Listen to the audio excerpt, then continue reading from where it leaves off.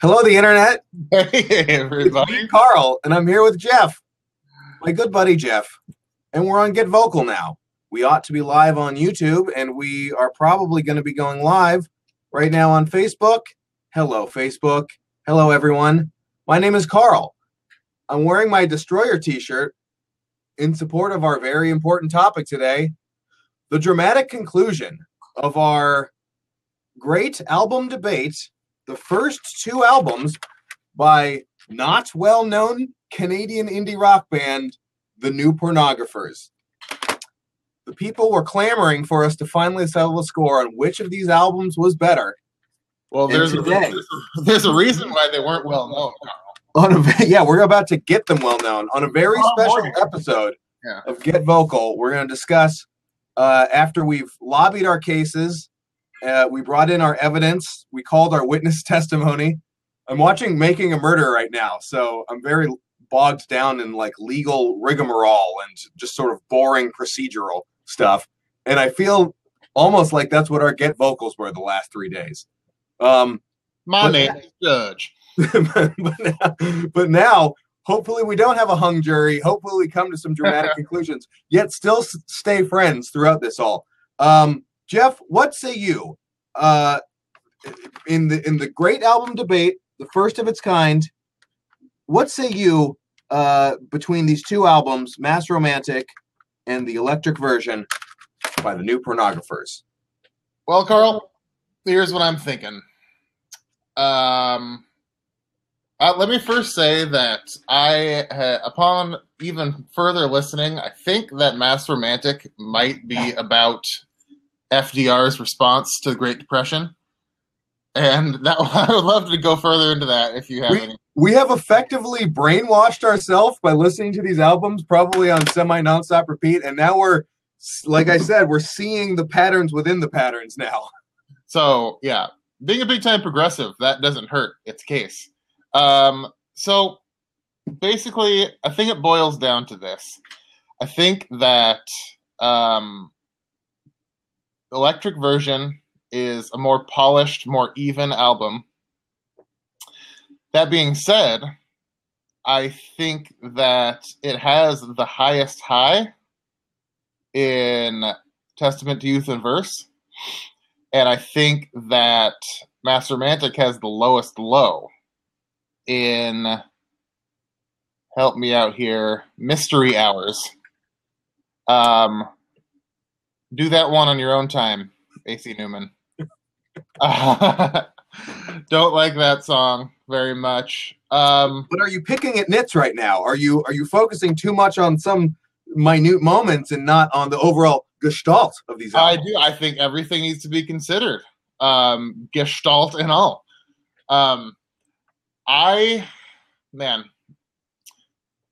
I would like to hear what you have to say. What do you think the best song is and the worst song is? The nadir and the peak from, or as Chris Jenner likes to say, the peak and the pit of the whole experience. It does seem like it's tough. A sort of a rough measuring stick we have is, guest appearance by Rosie the dog on the ones and twos. We were trying to give sort of a rough metric to these albums, and just sort of place what we felt were the number of hit songs on each album, the bangers, if you will, the club bangers on each of these two CDs, and we came up with a number. I think I had more bangers on Electric Version, more songs that sort of stand the test of time and become like standout moments in that band's career and discography and music catalog, but not by much. I think it was like 4 to 5, basically. And of those songs, like Jackie and Letter from an Occupant on this album are absolute like all-time cuts that carry an album by all means.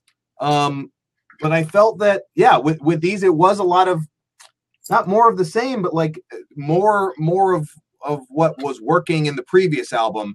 And it definitely makes it hard. I think it does come down to the heart and soul of the like, not your hit songs, but your album tracks, your filler, if you will. And I feel like the filler is better on Electric Version than on Mass Romantic, right? Like I think we both feel that the ending sequencing is a little weird, and it's kind of like listening to a CD like a whole document. And when you get to the end of the movie, the last like 3 or 4 songs, while not stinkers necessarily, not hits, and it kind of, leaves you wanting a little bit. Man, I tend to agree on that. I think the filler is better on Mass Romantic, or on Electric Version, rather. I just, even in considering things for another day, I just can't get past the first 5 AC Newman songs. I don't think that I don't think Mass Romantic starts off gangbusters by any means. Here's something that I think has been lost in this debate. Both of these albums are fucking fantastic, Carl. You would agree. I mean, I don't know, in the 8.5 to 9.5 out of 10 range on my independent scoring metric. So all this criticism aside, these are fantastic albums. Can I get philosophical with you for a second? So my classicist side, thank you, is telling me to go with something clean, something straightforward, something with straight lines and right angles, which is, as much as it can be, is the Electric Version. The romantic part of me wants me to appreciate the imperfections in things. The misses, the freckles, the pockmarks, which adorn Mass Romantic. And I gotta tell you, it's gotten me in trouble. It's gotten me in trouble before, Carl, but I gotta go with the romantic side of me. I think I enjoy Mass Romantic better. And I should also say that going into this, when thinking of this idea for a Get Vocal, my whole idea was that I would choose Electric Version and you would choose Mass Romantic, and we would debate. But it seems like these things have flip-flopped. Is that true? I think it has, and it's sending a powerful message. It's my ego is shattering at this very moment. I don't know who I am anymore, and I might just wander the earth looking for answers. I think that it's interesting because I remarked when listening to Mass Romantic that I was listening to it primarily in headphones, and I had never noticed how much background vocals Bejar was doing in this. Like the band, on a top level, the flow of the band has been to fragment more and more, and this kind of speaks to, even just one album later, AC Newman is putting more of his AC Newman-ness on songs just one album later, because he's kind of the band leader and the main sort of steerer of the ship. But it does feel like Mass Romantic might have been the most like collaborative of all the vocalists, and the least fragmented that they had put out or would ever put out. And that might be the appeal. I think it's really fun. Like the funness of the band, besides their poppiness, is the weird inclusion of all these different things and layering together in a sort of, I don't know, it's like a weird musical commune in a way. And I think that might be the thing that's drawing you to this and slightly away from the second album a little bit more. 100%. That would be that's the main reason is, for whatever reason, even when I woke up from my nap, which was roughly 7 minutes ago, the first thing that was in my head was To Wild Homes. I love that song. It's been stuck in my head all the last couple of weeks. And I think it's because of the collaboration and the unity and the cohesiveness.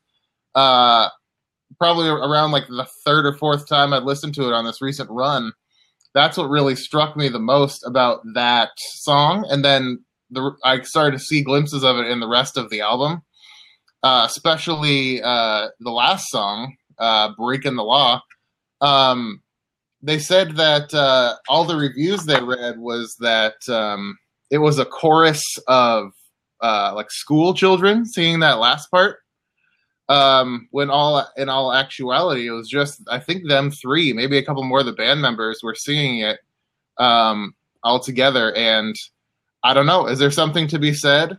The combination of people working in unison gives the air of youthful exuberance. Like out of a chorus of children. Working towards the greater good. And I think... just like what FDR had in mind, by the way. Were you listening to it backwards and hearing subliminal messages? Oh, no. I was listening to it clearly for the first time ever, my man. And I would also say on a more upper scale meta analysis of this entire exercise, Jeff, you and I, we're no stranger to listening to the old music disc, the old album, hunkering down by the fire, like next to after you tune out the FDR chat on the radio box. And this is a fun throwback to just the old getting a disc from Sam Goody or Warehouse and throwing it in your CD player, or as how I used to traditionally do it, shuffle repeat. You don't like how the album goes? Make your own album track. Make your own sequencing of it. If there has been an argument that we've had for longer than this argument, it has been my distaste for your shuffle listening, spitting in the face of the album organizer. So you'd rather suffer. You'd rather just, this is you. This actually does speak to your philosophy and your that demeanor. is my life. You'd rather just listen through it, hate it, and know that you're going to hate it than fix it and enjoy it. I need someone to come through my mind with a bold and progressive vision, erase the inflation of fear and paranoia, and get me out to work building a dam. I don't know where that one's going. I love that we're ending this Get Vocal on a very inspiring societal message. Mm-hmm. Yeah, actually, the original album was, you would, if you open the CD case wrong, you'd get polio. We have a cure for that now, though. Just a whiff of polio. Jeff, take us on home. What do you think you want to do for the next great album debate? I have two ideas, Carl, and they're both sweet spot albums. The first would be this one has a real... Okay. Wilco, Yankee Hotel Foxtrot, and Wilco, the next album, A Ghost is Born. Very different albums, which I think would be fun to debate, but both are excellent. And The Hold Steady, Separation Sunday, their sophomore album, and Boys and Girls in America, which are more similar, but... Oh, well, we'll never know what they really are. We hope you enjoyed these Get Vocals. If you want to join in as well, let us know. Goodbye.